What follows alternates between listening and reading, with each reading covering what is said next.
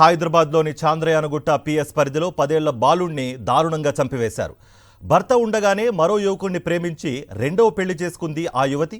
మొదటి భర్తతో కలిగిన సంతానాన్ని హత్య చేశాడు రెండో భర్త. హత్యకు గురైన బాలుడు పేరు షేక్ మహమ్మద్ అజర్గా గుర్తించారు.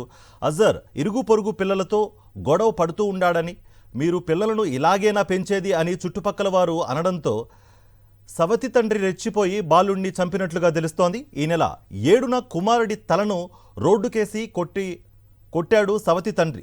గాంధీ ఆసుపత్రిలో చికిత్స పొందుతూ అజర్ మృతి చెందాడు. ఇదే అంశానికి సంబంధించి మరింత సమాచారం మా ప్రతినిధి అమర్ అందిస్తారు. అమర్.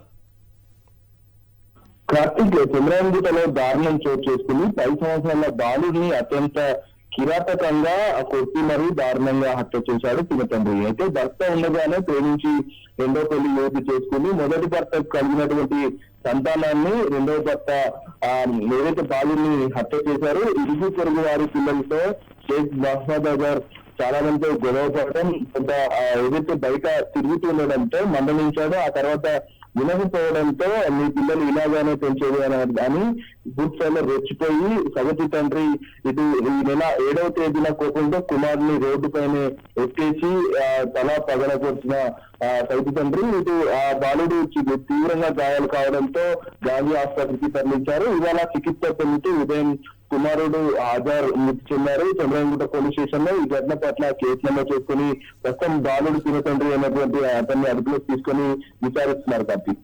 థ్యాంక్ యూ అమ్మా.